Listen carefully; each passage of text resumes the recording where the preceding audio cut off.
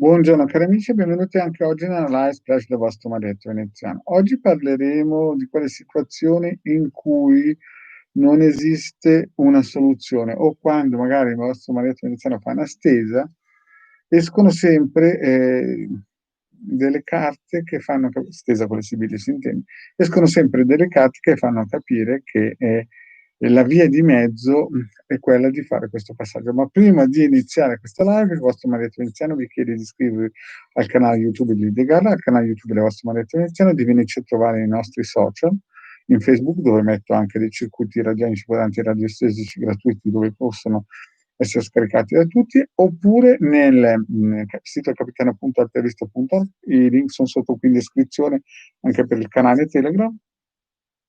Nel sito del Capitano ci sono più di 20 ebook dove ci sono praticamente più di 200 circuiti quadranti radiestesici e circuiti radionici da scaricare gratuitamente. Marietto ne ha già regalati più di 2 milioni all'umanità. Bene, parliamo un po' di queste situazioni.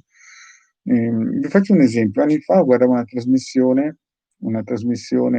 che parlava del Sai Baba, no? E allora c'era una signora che era una stilista, una signora molto materialista, e questa signora materialista praticamente durante una città, durante uno spostamento, era caduta dalle scale e insomma si era fatta male, no? Delle problematiche importanti.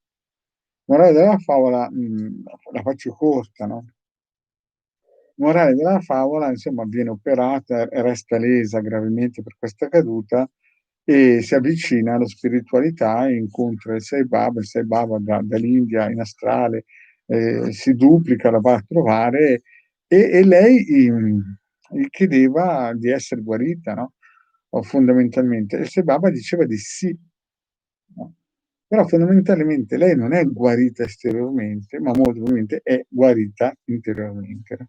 Quindi ci sono delle cose, che neanche gli avatar, possono cambiare perché io lo vedo anche quando faccio delle stese, no, posso farle 20 volte, magari ci son delle stese di Sibille che escono una favola e ci sono delle stese di Sibille che insomma sono piuttosto impegnative. Alcune volte penso: "Mah, magari dovrei nascondere quelle un pochettino negative", perché insomma continuano a uscire così.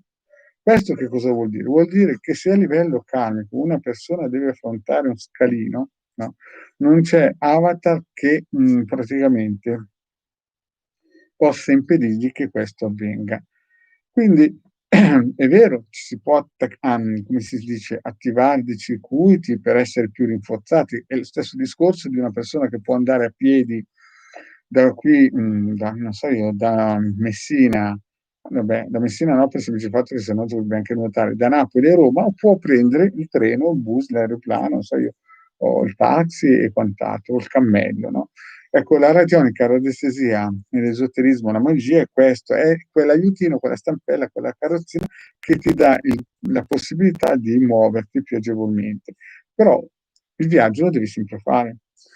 Quindi quando alcune volte faccio delle stese che fondamentalmente vedo anche, ad esempio, quando si fanno delle stese o delle ricerche radiostesiche o radioniche, e si vede che il soggetto in ogni caso ce la farà, anche senza, come si dice, riti propiziatori, no, io glielo dico tranquillamente: "Guarda, ce la puoi fare, certamente sarà un po' più lunga, però senza riti propiziatori tu ce la farai. Certo la botta sarà una botta, no, però ce la farai". Chiaro che col rito propiziatorio a volte ci sarà sempre, sarà però più leggera, questo è chiaro, no, però ci sarà.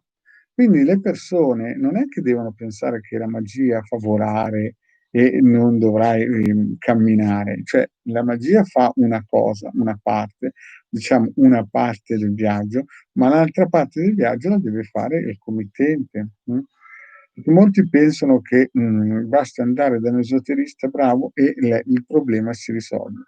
Karmicamente, se uno si deve fare un viaggio, se lo fa. Poi è chiaro che a livello di stampelle esoteriche, energetiche, è chiaro che la cosa faccio un altro esempio: ci sono casi in cui, bisogna attivare, no, dei circuiti per tener lontane delle persone perniciose, no, È chiaro che ci sono persone perniciose che dovrai incontrare per capire che cosa sono le persone perniciose. Dopo chiaramente attivando i vari circuiti, le persone perniciose chiaramente resteranno molto più distanti, però prima devi capire cosa sono le persone, o i vampiri eterici. Ci sono persone che conoscevo anni fa, un tipo che gli dice guarda non mettere su Face la faccia, no? Per varie problematiche, no? E lui, sapete come sono i giovani, no? Il Rambo della situazione, "Oh, io non ho, non ho paura di nessuno, io affronto di qua, io affronto di là." Mi sono arrivate due o tre castagne bollenti e adesso chiaramente la faccia non ce la sbatte più, proprio perché quando si va ad affrontare certi nodi karmici bisogna per forza di cose provvedere a evitare di prenderne altri di castagne. No? Questo per dirvi che alcune volte escono delle indagini radiostesiche e radioniche che anche il marietto vede che sono impegnative e purtroppo avvengono, perché se escono vuol dire che sono già avvenute, no?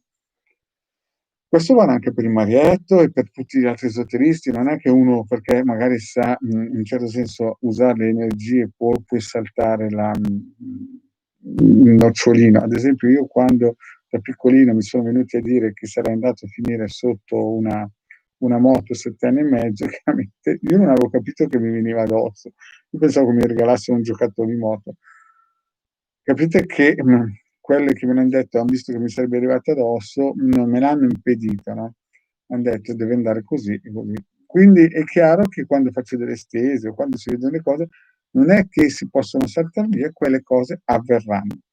Una cosa importante è come fare, non so io, una nuotata. Uno può farlo col costume da bagno, uno può farlo con la tuta e con tutte le pinne e la masca. Chiaramente saranno due nuotate sulla resistenza molto diverse, no?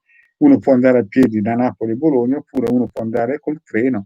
Il viaggio è lo stesso praticamente, solamente che uno ci arriva meno affaticato e l'altro ci arriverà dopo 2 giorni magari un pochettino più affaticato. Ma il viaggio ci sarà sempre.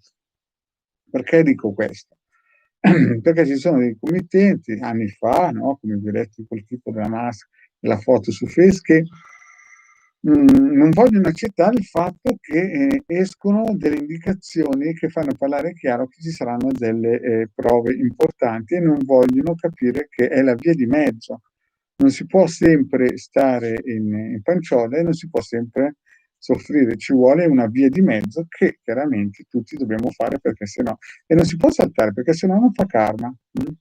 E quindi cosa vuol dire? Vuol dire che la prossima volta quando ritorniamo giù, se non prendiamo quella castagna bollente e non capiamo a che cosa serve, ce la ritroviamo, solo che magari adesso siamo fortunati perché abbiamo la radionica, la radiestesia e alcuni riti propiziatori e la prossima volta magari saremo, capite, lesi o magari gravemente impediti e dovremo imparare anche a quel momento lì la castagna che non abbiamo voluto gettare in questa vita. Bene, cari amici, grazie di avermi ascoltato. Noi ci vediamo per le prossime pillole e vi ricordate, e vi ricordo, un bel like al Marietto fa sempre bene. Grazie cari amici e alla prossima, ciao.